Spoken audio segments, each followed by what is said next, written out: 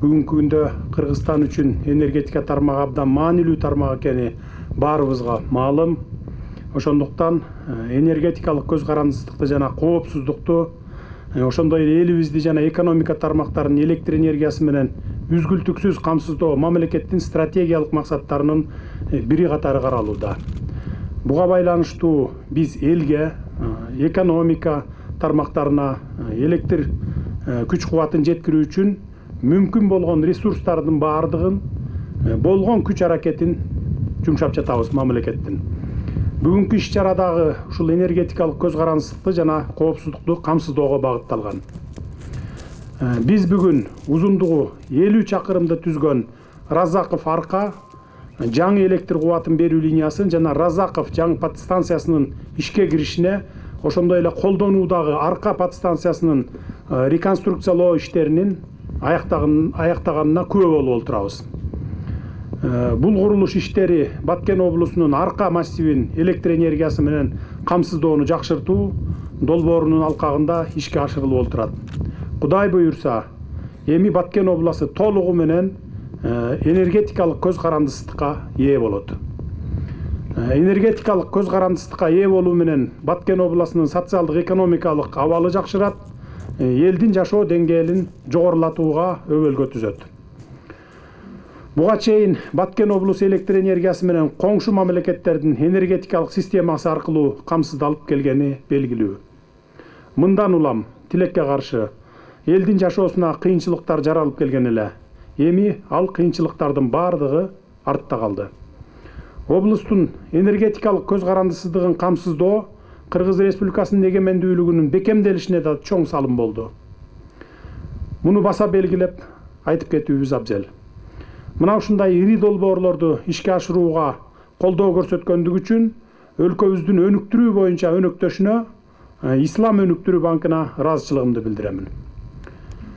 Урматтуу мекендештер, энергетика ар бир мамлекеттин экономикалык жактан өнүгүшү үчүн стратегиялык мааниге ээ тармак экенин жакшы билесиздер. Ошол эле учурда жыл сайын жаңы өнөр жай ишканаларынын ачылышы, курулуш тармагы менен инфраструктуранын өнүгүшү, калктын санынын көбөйүшү өз кезегинде электр энергиясынын керектөөнү өсүшүнө алып келүүдө. Экономика тармактарынын жана калктын электр энергиясына болгон муктаждыгын толук канааттандыруу максатында ГЭСтердин, подстанциялардын абалын жакшыртуу, жаңыларын куруу, электр кубатын берүүчү линияларды алмаштыруу жана башка иштерди аткаруу милдеттери турат алдыбызда дагы. Бул багытта мамлекет энергетика тармагында болуп жаткан кезектеги реформалардын алкагында бардык тийиштүү шарттарды түзүп берүүгө болгон күч аракетибизди жумшап жатабыз. Ошондой эле бир топ ири долбоорлор бүгүнкү күнү ийгиликтүү ишке ашырылып жатат, жаңы долбоорлор да башталып жатат. Ушундай аракеттер менен жарандарыбыздагы мекенчилдигин көргөзүп, энергетика тармагына өз салымдарын кошсо болот эле деп суранат элем. Менин айтайын дегеним, барыңыздарды электр энергиясын сарамжалуу колдонууга чакырат элем. Урматтуу мекендештер, биз энергетика тармагындагы улуттук долбоорлордон тышкары эл аралык долбоорлорду да ишке ашырууга кызыктарбыз.